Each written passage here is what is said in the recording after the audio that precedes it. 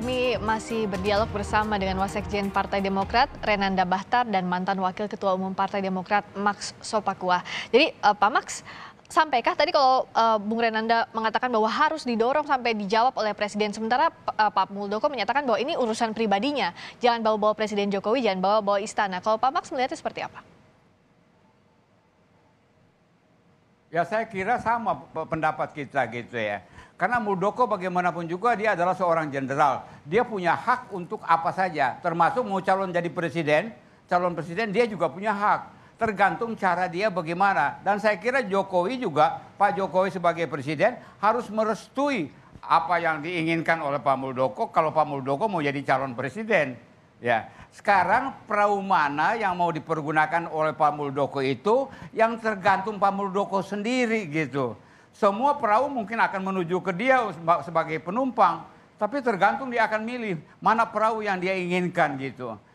Jadi kalau dimintakan bahwa sifat kejujuran dari Pak Muldoko maupun dari Pak Jokowi, saya pikir tidak relevan. Untuk apa kita minta jawaban dari Pak Jokowi? Nggak ada urusannya Pak Jokowi dengan Partai Demokrat.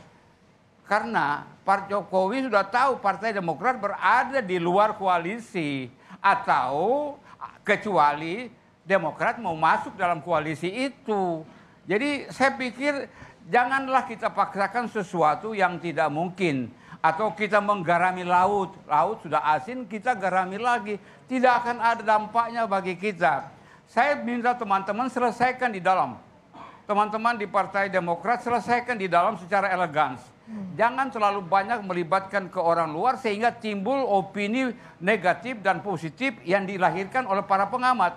Saya udah baca tentang pengamat-pengamat yang berbicara mengenai masalah kondisi Partai Demokrat. Seolah-olah ada ketidaksinergian di dalam kepimpinan Pak AHY di Partai Demokrat ini. Padahal saya lihat semua orang kondusif. Kalau itu kondusif, selesaikan secara kondusif dengan tingkat intelektual yang ada dan jiwa muda yang harus bisa menyelesaikan semua permasalahan yang ada di sana. Nah, kalau sampai kepada batas untuk melibatkan orang luar, tadi Pak Renanda sudah bilang bahwa itu memang hanya sebagai batas ya apa yang terjadi dengan laporan dari kawan-kawan. Tapi laporan dari kawan-kawan ini, Pak Renanda dan kawan-kawan di Partai Demokrat, lakukan investigasi dan observasi. Baru Anda membuat statement. Sebagai politisi, sebagai politikus yang canggih, sebagai politikus partai modern, Partai Demokrat, lakukan investigasi dan observasi sebelum melahirkan sebuah statement ke publik. Begitu biasa.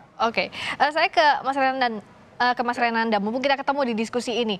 Jadi sebenarnya siapa-siapa saja list nama yang dianggap mau mengambil alih Partai Demokrat. Karena kan banyak sekali yang beredar, namanya Pak Max juga beredar kalau kita lihat namanya. Jadi kalau dari versinya kawan-kawan Demokrat ini siapa orang-orang yang dianggap mau mengambil alih Demokrat selain Pak Muldoko?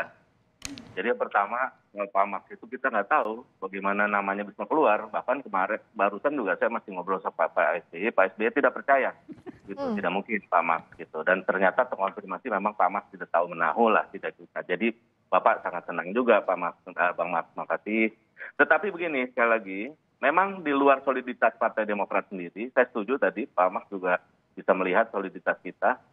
Kenapa kita harus bersurat? Ini yang harus dijelaskan lagi. Tadi yang soal nama dulu dijawab Mas Renanda. Siapa saja sebenarnya yang dianggap? Disebut-sebut yang dari semua itu hanya satu memang yang masih aktif. Ya. Siapa? Ya semua sudah terbuka lah soal itu ya.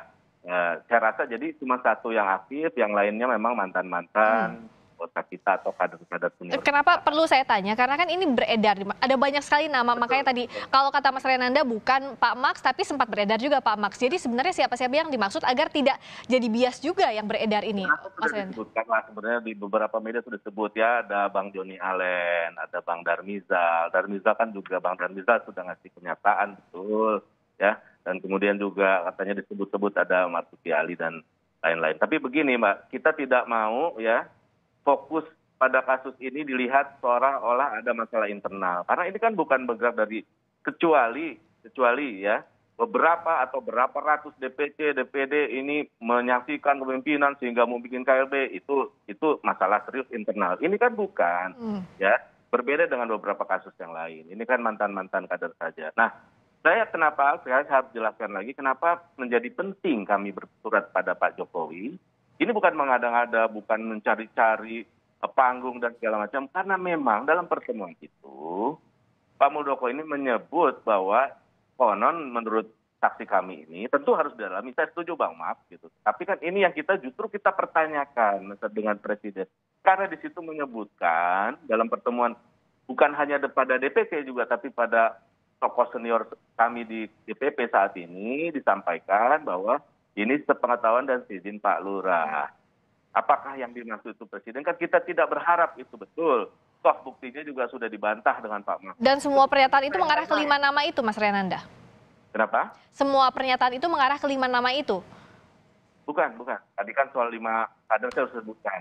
Maksud kami dalam pertemuan dengan DPC kami dari salah satu provinsi, ya ada jumlahnya ada 9 orang, juga dengan salah satu tokoh senior di DPP yang bertemu langsung dengan Pak Muldoko, disampaikan oleh Pak Muldoko bahwa ini sudah pengetahuan dan seizin dari Pak Lurah.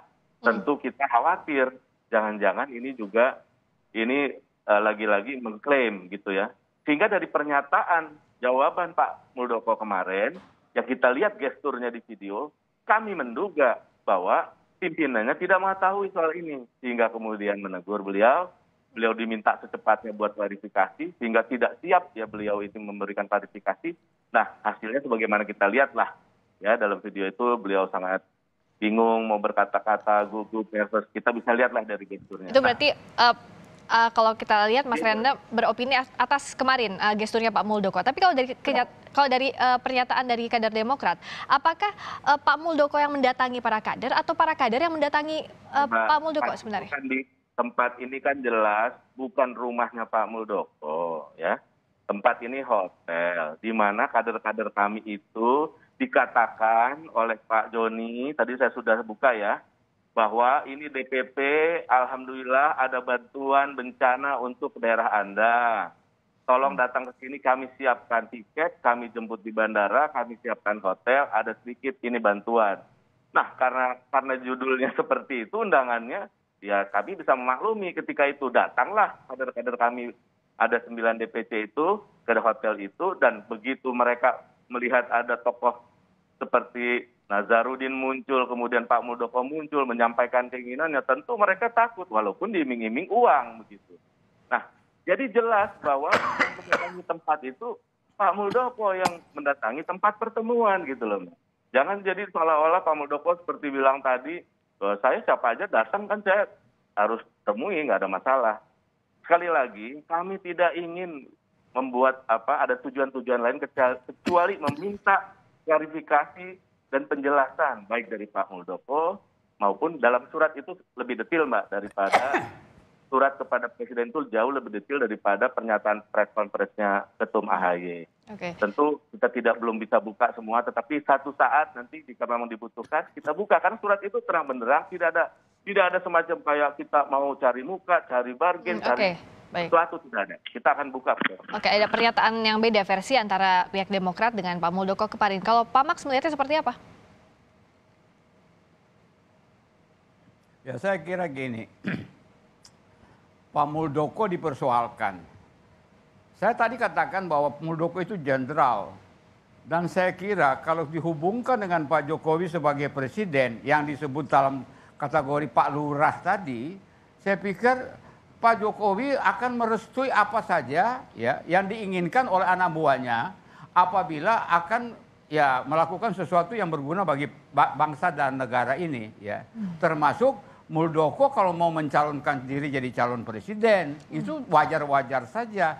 Kenapa Pak Jokowi sudah selesai pada periode 2024 sehingga butuh figur-figur lain. Nah, ketika butuh figur-figur lain ini karena Pak Jokowi sudah selesai, jadi persoalan panjang. Artinya, kalau kita gulirkan Partai Demokrat juga punya calon. Sementara Pak Muldoko diisukan mau jadi calon presiden dari Partai Demokrat. Saya pikir sesuatu yang wajar. Siapa yang melarang itu? Ada undang-undang nggak untuk melarang itu? Ya. Baik. Nah, saya cuma mau menyampaikan.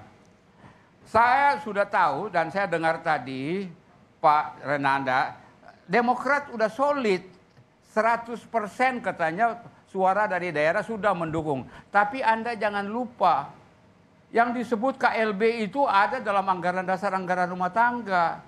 Mana tahu, ya kalau Anda tidak solid, banyak juga orang-orang yang menyingkir. Itu kan jadi persoalan baru, karena ini sudah menjadi isu nasional. Kalau dia masih isu internal, kita redam gampang sekali. Tapi Anda sudah membuat ini menjadi isu nasional. Sehingga dari DPC, dari Sabang sampai Merauke pun sudah mendengarkan wawancara kita hari ini. Bahwa ada kemelut yang terjadi di Partai Demokrat hanya karena seorang Muldoko, hanya karena ada beberapa orang yang disebut mau kudeta dan lain-lain sebagainya. Saya pikir ini menjadi sesuatu yang perlu diklarifikasi secara baik dan secara tertata. Jangan lupa, ini politik. Politik berubah dalam waktu, menit, dan detik. Anda bisa melakukan itu. Saya kira sama seperti misalnya kita mengangkat dan menyetujui AHY sebagai ketua Partai Demokrat pada waktu itu. Dalam waktu yang singkat dia jadi ketua. Nah sekarang saya pikir semua orang harus berpikir, jangan persoalkan dan menunggu jawaban dari Pak Muldoko ataupun Pak Jokowi. Masing-masing punya range, masing-masing punya coupling untuk menyampaikan sesuatu dan keinginan kuat untuk berbuat sesuatu selama tidak melanggar undang-undang dan selama itu masuk dalam konstitusional, tidak inkonstitusional. Baik, kita tunggu penyelesaian isu yang sudah kadung menjadi isu nasional ini. Terima kasih atas waktunya Pak Max, terima kasih juga Mas Renanda telah bergabung di Kompas Petang. Selamat sore.